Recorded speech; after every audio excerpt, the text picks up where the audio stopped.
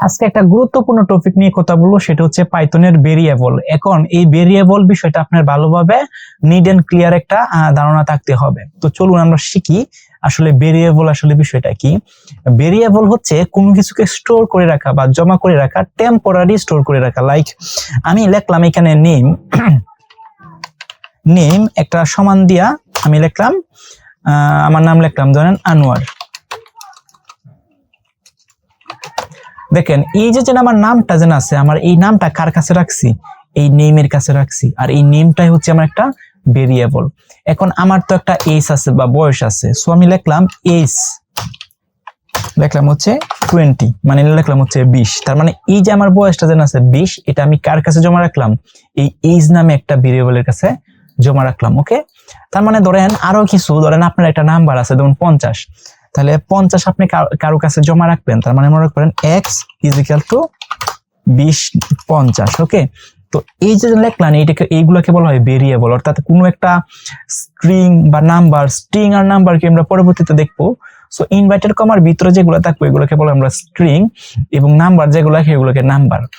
So এই 50 নাম্বারটাকে আমি x এর কাছে রাখছি, এই 20টা আমি রাখছি, এই 20কে আমি রাখছি কি এইজ নামে একটা ভেরিয়েবলে, আবার এই যে নামটাকে আমি রাখছি নেম নামে একটা ভেরিয়েবলে। এখন এই নামটা যেন আমি এই নেমের ভিতরে রাখছি, এটা আমরা কেমনে বুঝবো? তো বোঝার জন্য আমরা একটা প্রিন্ট করি, প্রিন্ট। তো আমরা কি জানি, এইটার ভিতরে আমরা যা লিখে দিই তা প্রিন্ট হয়। সো এই যে নামটা আছে, এই নামটা যদি আমি এটার ভিতরে লিখে দিই তাহলে এই নামটাই প্রিন্ট হবে। এখন এই নামটা যেন এর কাছে যে জমা আছে বা স্টোর হয়েছে, এটা বোঝার জন্য এই নামটাকে আমি কি করে দিব? এই নামটাকে আমি প্রিন্ট করে দিব। সো এই নামটাকে আমি প্রিন্ট করে দিব। এখন আমার কনসোলটা ওপেন করে দিন, আমি লিখি যে পাইথন main.py, তাহলে দেখেন পাইথন main.py। ও নো, হচ্ছে না। ও আচ্ছা, আমার কোডটা সেভ দেওয়া হয় নাই, কেন হচ্ছে না? সেভ দেওয়া নেই, যে কন্ট্রোল প্লাস দিয়ে সেভ দিলাম। এখন হবে Python main.py। So Python main.py দেওয়ার পরে কোড এক্সিকিউশন এরর দেখাচ্ছে। কেন দেখাচ্ছে? আমরা এক কাজ করি, আমি আবার কোডটাকে রান করার চেষ্টা করি। Python main.py, hit enter. এই যে দেখেন আমার এখানে কমেন্টটা লেখা ভুল হয়েছিল। সো দেখেন এইখানে লেখা আছে, এই যে দেখেন আনোয়ার লেখাটা আসছে। তার মানে কি আমি কি প্রিন্ট করছি? এটা না, আমি প্রিন্ট করছি হচ্ছে এই নেমটা। এই নেমের মধ্যে কি আছে? এই যে দেখেন আনোয়ার আছে। তার মানে হচ্ছে এই নেমটা কিন্তু এর মধ্যে অ্যাসাইন্ড আছে, অর্থাৎ এর মধ্যে স্টোর হয়ে আছে। এখন ধরুন আমি এটার পরিবর্তে যদি আমি প্রিন্ট করি, ধরেন এই এক্সটাকে প্রিন্ট করি, তো আমি লিখলাম এক্স, তার মানে কি এই 50টা কার কাছে জমা আছে? এক্স এর কাছে জমা আছে।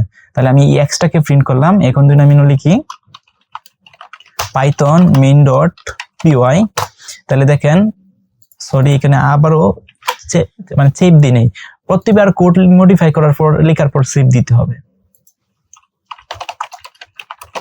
পাইথন main.py, তাহলে এই যে দেখেন 50 এখানে আসছে, তার মানে এই 50টা এক্স এর কাছে জমা আছে, এখানে আসছে। সো এটা হচ্ছে ভেরিয়েবল, অর্থাৎ কারো কাছে স্টোর করা ডাটা, মানে আপনার ডাটাটা কারো কাছে রেখে দিবেন, এটাই হচ্ছে আমাদের ভেরিয়েবল। এখন ভেরিয়েবল লেখার কিছু নিয়ম আছে, নিয়মে কিছু রুল আছে। ভেরিয়েবল লেখার কিছু নিয়ম বা রুলস আছে। প্রথম যে রুলটা আছে সেটা হচ্ছে ভেরিয়েবলের একটা নাম তো আপনার দিতে হবে। যেমন আমার নামটা নেম ভেরিয়েবলে রাখছি, আমার বয়সটা এজ ভেরিয়েবলে রাখছি, এখানে একটা 50 জন আছে, 50 এক্স এর মধ্যে রাখছি। এখন এই যে নামগুলা যেন আছে এগুলোকে ভেরিয়েবল বলে। এখন এই ভেরিয়েবলটা লেখার কিছু নিয়ম আছে, সেটা হচ্ছে ভেরিয়েবলের নাম কখনোই আপনার হচ্ছে নাম্বার দেওয়া শুরু হতে হবে, মানে করা যাবে না। যেমন লিখতে পারেন এখানে টু নেম, এই টু নেম অর্থাৎ নাম্বার দিয়ে ভেরিয়েবলের নাম আপনি শুরু করতে পারবেন না। ওকে, একটা নিয়ম। দুইটা নিয়ম হচ্ছে, ভেরিয়েবলের নাম যদি আপনি দিতে চান তাহলে আপনি কখনোই এভাবে লিখতে পারবেন না। যেমন ধরেন যেমন কেমনে first underscore name = Anwar, ANUWAR, Anwar. So আপনি এভাবে লিখতে পারবেন না, এখানে হাইপেন দেওয়া যাবে না। ফার্স্ট হাইপেন নেম = আনোয়ার, এখানে হাইপেন কখনো ইউজ করা যাবে না। এখানে আন্ডারস্কোর আপনি ইউজ করতে পারবেন, আন্ডারস্কোর, কিন্তু এখানে হাইপেন ইউজ করা যাবে না। ওকে, আচ্ছা, আরেকটা বিষয় খেয়াল রাখতে হবে, সেটা হচ্ছে এই যে আপনি লিখলেন ফার্স্ট নেম, এখানে কোনো ফ্রেজ লেখা যাবে না। ফার্স্ট বা কোনো কিছু লেখার পরে মাঝখানে কোনো ভেরিয়েবল নামের মাঝখানে কিছু ফ্রেজ বা জায়গা রাখা যাবে না। এই তিনটা রুল মনে রাখতে পারেন, এই তিনটা বাতিলে আপনি যেমন চাই তা ভেরিয়েবল লিখতে পারবেন। ওকে, আচ্ছা, এখন ভেরিয়েবল তো আপনি লিখতে পারবেন। এখন ভেরিয়েবলের আরেকটা বিষয় আপনার খেয়াল রাখতে হবে, পাইথনের ভেরিয়েবল কিন্তু কেস সেনসিটিভ। কেস সেনসিটিভ মানে কি, কেমনে বোঝাই, মনে করেন আমি লিখলাম বড় হাতের x ইজিক্যাল টু 20। ওকে, আমি আবার ছোট হাতের x লেখার পরে ইজিক্যাল টু দিলাম হচ্ছে 30।